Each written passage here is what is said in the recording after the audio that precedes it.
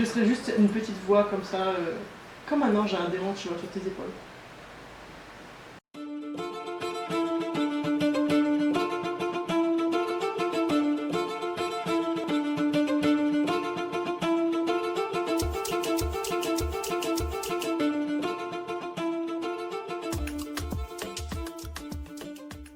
Bonjour tout le monde!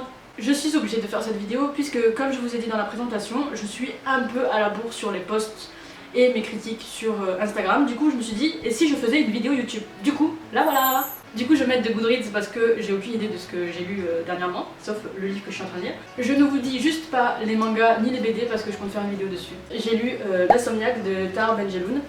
Donc c'est l'histoire d'un mec qui ne dort pas et qui comprend que pour dormir il faut qu'il assassine des gens. C'est sympa comme somnifère. On suit sur chaque On suit sur chaque Sur chaque chapitre, nous voyons différents meurtres et comment il s'y prend et pourquoi lui, pourquoi elle, etc. etc. Et j'ai oublié de vous dire que j'ai noté ce livre du coup 3 sur 5 parce que ça se lit quand même et voilà. Ensuite j'ai lu L'Avocate du Diable de T.B. Markinson, qui est une histoire FF entre deux avocates. Et en fait c'était deux amies qui ensuite sont passées au barreau et qui sont l'une contre l'autre pour une affaire. Et évidemment, tout ça, enemies to lovers un peu. Celui-là je lui ai donné 5 sur 5 parce que c'était vraiment sympa à lire. Je crois que c'était ma première lecture FF et certainement pas la dernière. J'ai lu Yellowface de R.F. Kuang. Alors ce livre-là je l'ai en physique mais je l'ai lu en VO. Et j'ai dû lire à peu près 75% du livre en VO et après je suis passée en e-book en VF parce que j'en pouvais plus. En anglais c'est bon, je suis pas bilingue non plus. En gros c'est l'histoire d'appropriation culturelle où c'est une nana bien blanche qui va piquer l'histoire d'une nana bien jaune. Ça va être toute une histoire sur l'appropriation culturelle, le racisme, plein de trucs comme ça et surtout le monde de l'édition qui est bien compliqué.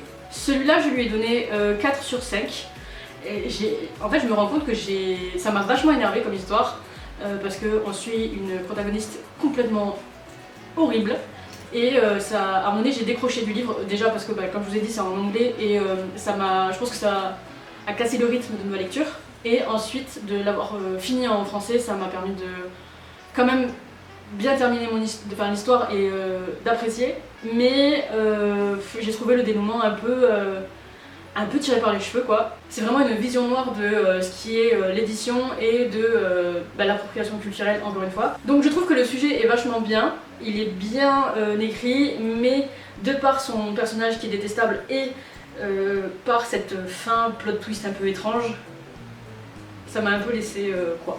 Ensuite j'ai lu Juste une fois pour essayer de Élodie Garnier, donc qui est aussi une romance FF entre deux femmes, une qui se sait homo depuis longtemps etc. et une nana qui est avec un homme qui a des enfants et elles ont une histoire, donc elles sont amantes et on suit leur histoire sur comment elles vont se débrouiller dans cette histoire. Donc sur cette histoire j'ai mis 3 étoiles sur 5. Parce que c'était énormément redondant, en fait, sans vous spoiler, c'est vraiment je t'aime moi non plus. Et un coup elles sont ensemble, elles sont heureuses, et juste après la nana lui dit non mais finalement faut qu'on arrête de se voir parce que j'aime mon mec. Et ainsi de suite, et c'est ça tous les 5 chapitres, et c'est vachement redondant, et en fait on sait où ça va quoi. Ensuite j'ai lu Les morsures de l'ombre de Karine Gebel, alors autrice que j'adore, avec surtout Ce que tu as fait de moi qui est un de mes livres préférés. Et pourtant celui-là m'a laissé un peu bête parce que après Karine Gebel arrive à nous tenir en haleine quand même parce que sur chaque fin de chapitre il y a quasiment un plot twist mais la fin est tirée par les cheveux genre finalement. Il n'y a plus les mots. Du coup j'étais un peu déçue et il me semble que j'ai mis peut-être 3 sur 5 encore une fois. Et après on se demande pourquoi moi j'ai des pannes de lecture systématiquement. En même temps si on me donne des livres où je dois les noter 3 sur 5, flemme quoi. Sinon Marie, qu'est-ce que tu as lu toi dernièrement que tu as aimé? Du coup Salicornia. Ouais. Qui est classé fantasy je pense. Horrible. Fantasy mais moderne je trouve parce que c'est...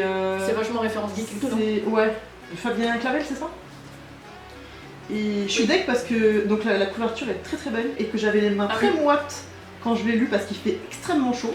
C'est parti, les lettres sont parties, mais bon, c'est pas grave. Du coup, c'est plus Salicornia, c'est Cornia. C'est Cornia, exactement. Et ça reprend les codes de la culture pop. Donc on voit que, enfin, toutes les rêves qu'il a donné le gars dans le livre, je les ai lus. Ouais, donc ça parle vraiment de Game of Thrones, ça parle de Netflix, de Prime, enfin. J'adore. Ça note plein de trucs que les gens de leur vie font, quoi. Donc on suit un mec qui est de base à la retraite et qui est appelé de nouveau pour protéger une porte qui est liée à différents mondes en fait. Donc tu as le monde en fait moderne d'un côté et quand tu traverses cette porte tu peux aller, c'est un monde parallèle mais où il y a toutes ces différentes races et du coup il doit protéger ce portail et il a le droit de créer une équipe. La fin est un gros plot twist, moi j'aime bien.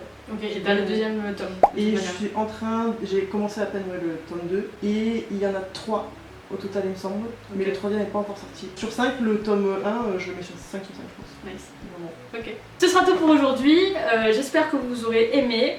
N'hésitez pas à lâcher un like, comme d'habitude, un petit commentaire. N'hésitez pas à me laisser votre booksta si vous y êtes, ou à me dire si vous me suivez. Et voilà, on vous fait des bisous.